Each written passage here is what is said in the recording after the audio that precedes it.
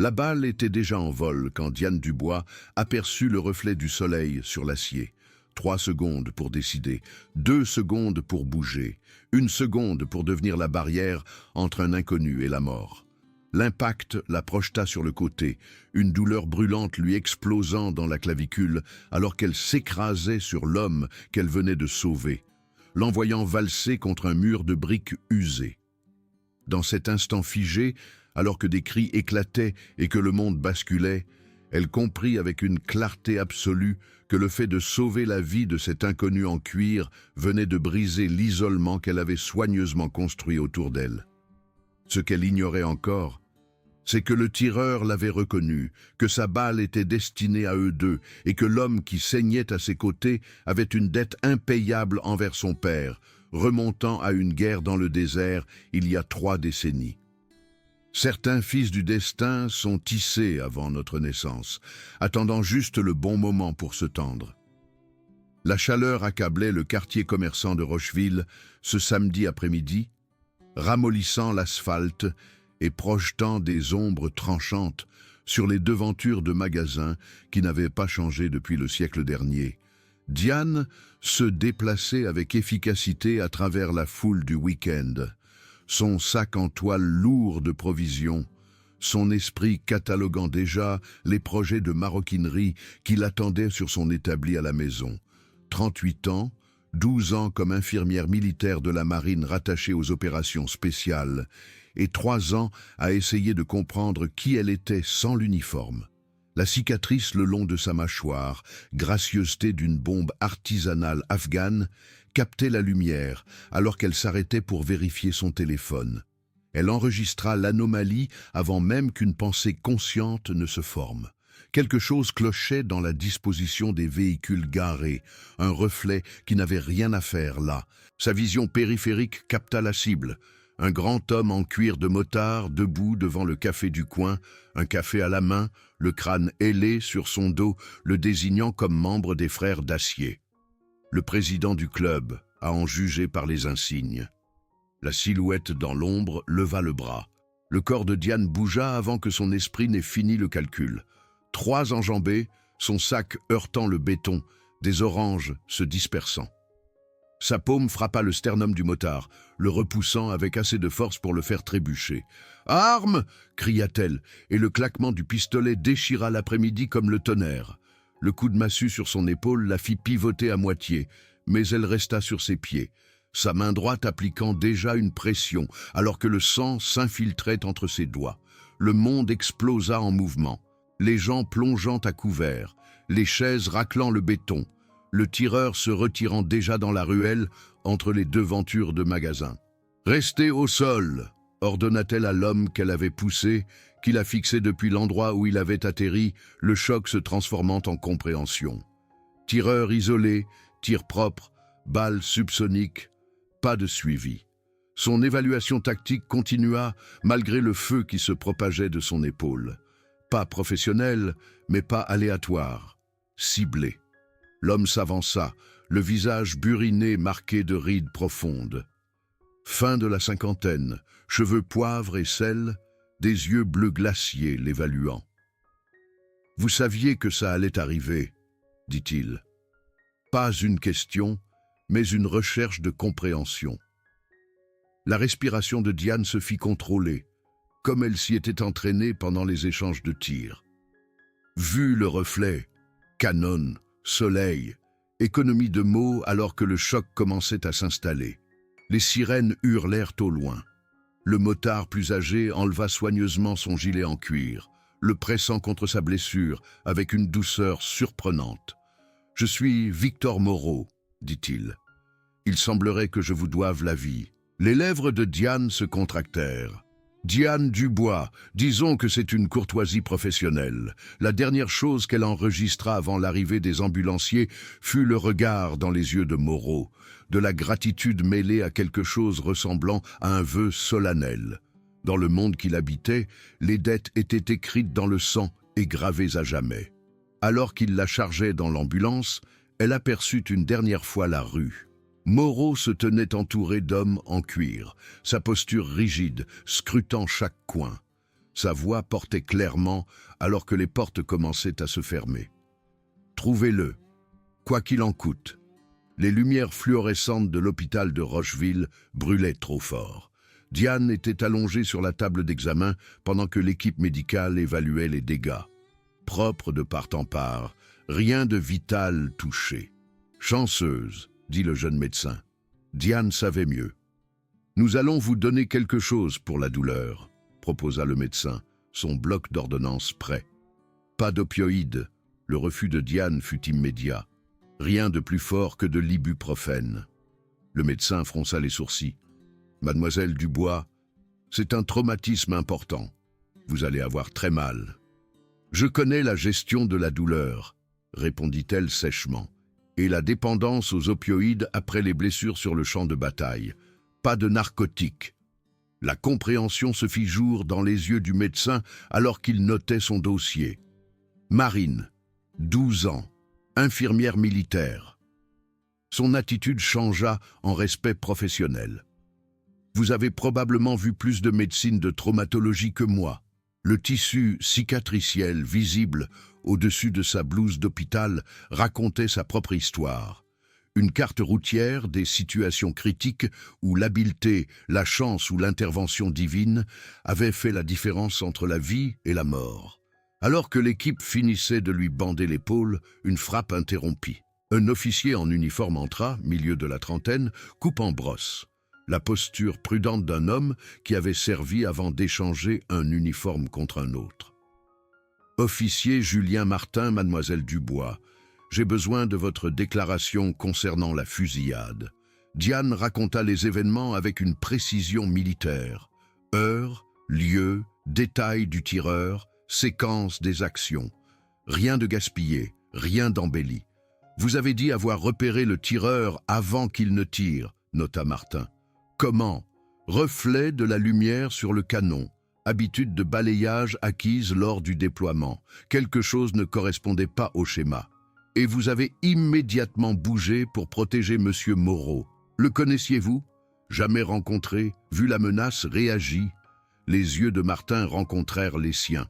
« Vous avez servi, marine, 2 missions en Afghanistan.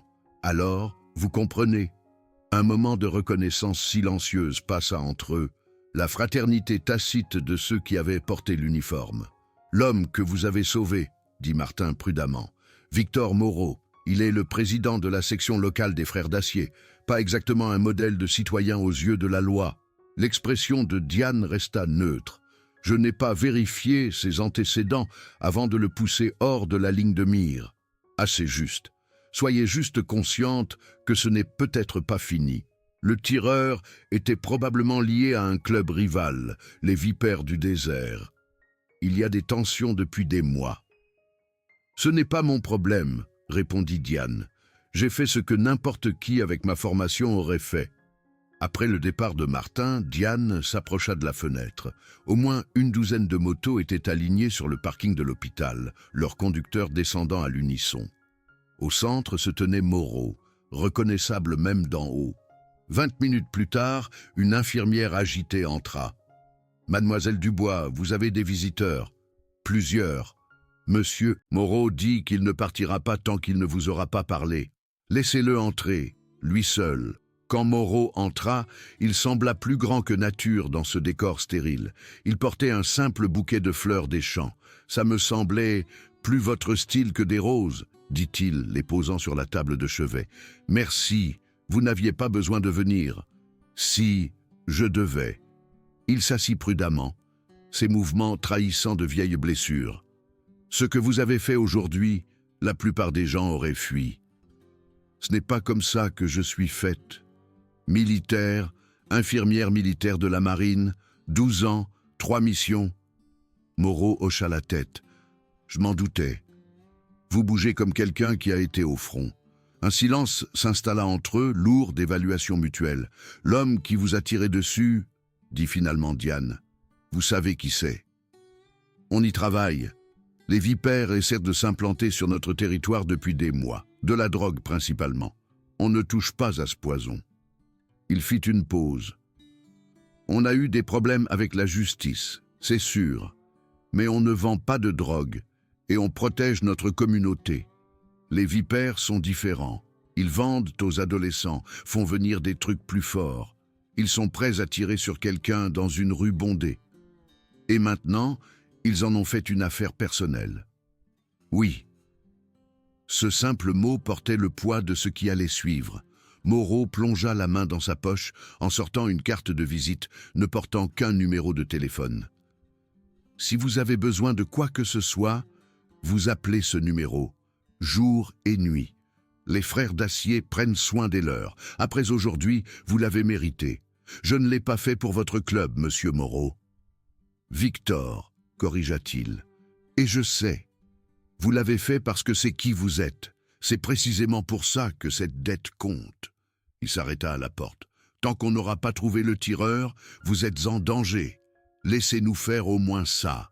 Après son départ, Diane resta assise en silence, considérant la carte. Elle avait passé sa vie d'adulte à suivre un code. Devoir, honneur, service. D'après ce qu'elle avait vu, Moreau vivait aussi selon un code, différent dans les détails, mais peut-être pas dans les fondements. Elle glissa la carte dans sa poche. Certaines dettes, semblait-il, étaient non négociables. Le trajet de l'hôpital fut une étude de contraste.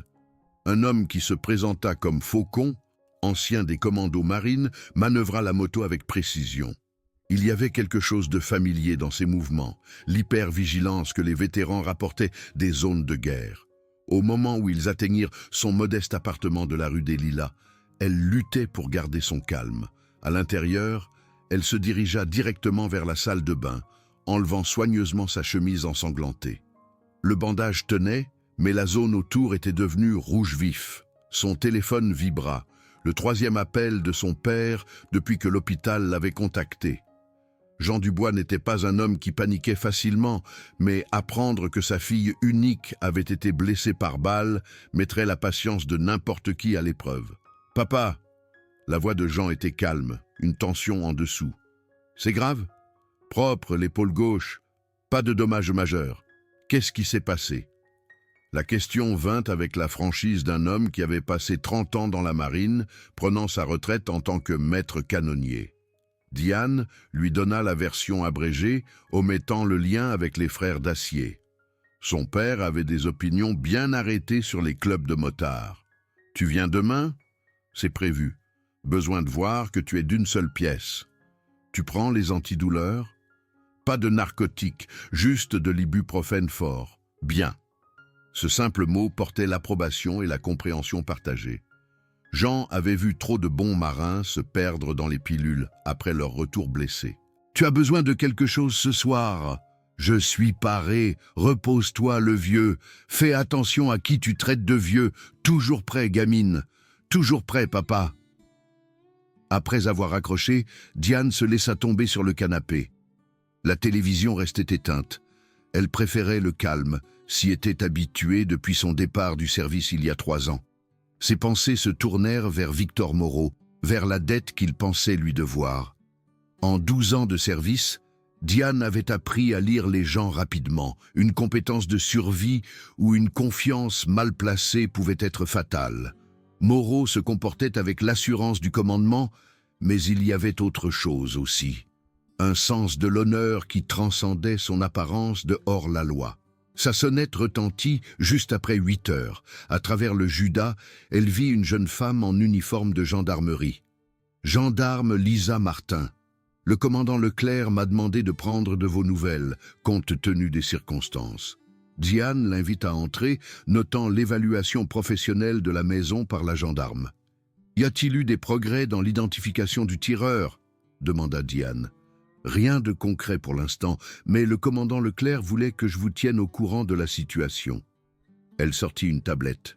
« Les vipères du désert sont relativement nouveaux. Ils se sont installés il y a environ 18 mois. Ils ont repoussé les limites avec les frères d'Acier, dont la section est établie ici depuis le début des années 90. » Diane écouta la gendarme décrire les tensions croissantes, les différents territoriaux, les accusations de trafic de drogue, les incidents qui s'étaient arrêtés avant la violence ouverte, jusqu'à aujourd'hui. Les frères d'Acier ont une relation compliquée avec les forces de l'ordre, continua Martin. Ils opèrent dans des zones grises, mais maintiennent généralement la paix. Les vipères sont différents. Plus instables, impliqués dans des drogues plus dures, prêts à utiliser la violence en premier recours. Et maintenant, je suis prise entre deux feux. Potentiellement. Moreau est de la vieille école. Il croit aux dettes et à l'honneur. En le sauvant, vous avez créé un lien qu'il n'ignorera pas. Après le départ de la gendarme, Diane vérifia les fenêtres, ferma la porte à clé. Son arme de service, un Sig Sauer qu'elle était autorisée à porter, se trouvait dans un coffre-fort à empreinte digitale à côté de son lit. Ce soir-là, elle le déplaça sur la table de chevet. Les événements se rejouèrent dans son esprit alors qu'elle se préparait pour la nuit. Le flash de la lumière du soleil sur le métal, la décision en une fraction de seconde, le claquement du coup de feu. Tout cela lui sembla étrangement familier, comme si elle avait simplement transplanté ses réflexes de combat de Kandahar à la rue principale de Rocheville. Cette nuit-là, pour la première fois depuis des mois, les rêves revinrent. Des souvenirs fragmentés d'échanges de tirs et d'opérations chirurgicales sur le terrain, de maintien de la pression sur les blessures tout en appelant l'évacuation médicale, de dire à de jeunes marins qu'ils allaient s'en sortir alors qu'elle n'en était pas sûre. Elle se réveilla avant l'aube, les draps humides, la senteur fantôme de la cordite dans ses narines. Certaines dettes ne pouvaient pas être remboursées, certaines blessures ne guérissaient jamais complètement, et certains instincts, une fois aiguisés par la guerre, ne s'éteignaient jamais vraiment. Le dimanche matin arriva avec une clarté désertique. Diane exécuta soigneusement sa routine, des tâches simples compliquées par son épaule blessée. Au moment où elle s'installa à sa table de cuisine, les nouvelles locales diffusaient l'histoire. Une fusillade dans la rue principale, une femme mystérieuse qui avait sauvé un chef des frères d'Acier, la police à la recherche d'informations. Son téléphone sonna avec un message d'un numéro inconnu. « J'arrive vers 11 heures, besoin de parler. » Monsieur Moreau arriva précisément à 11 heures, le grondement de sa moto l'annonçant. Quand Diane ouvrit la porte, elle le trouva seul. « Mademoiselle Dubois. » Il enleva ses lunettes de soleil. « Comment va l'épaule? Fonctionnelle. Un café ?» Dans sa cuisine, elle versa avec sa bonne main. Moreau l'accepta, son regard s'attardant sur l'établi dans le coin, des pièces de cuir disposées avec une précision militaire. « Beau travail ?» commenta-t-il, hochant la tête vers un étui à moitié terminé. « Ça occupe mes mains, ça aide avec le bruit. » La compréhension traversa les traits de Moreau. Il connaissait le bruit, la statique qui remplissait la tête d'un vétéran dans les moments de calme. « Je suis venu vous apporter ça. » Il produisit une enveloppe. « Les factures médicales s'accumulent vite. Le club veut couvrir ce que votre assurance ne prend pas en charge. » Diane ne fit aucun geste pour la prendre. « Ce n'est pas nécessaire. Ça l'est pour nous. » Il pose l'enveloppe sur le comptoir. Deuxième chose, on sait qui a tiré.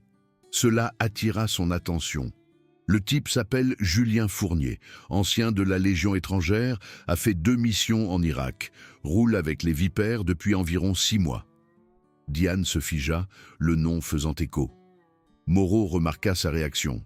« Vous le connaissez ?»« Pas personnellement. Je l'ai soigné une fois dans un hôpital de campagne près de Fallujah en 2005.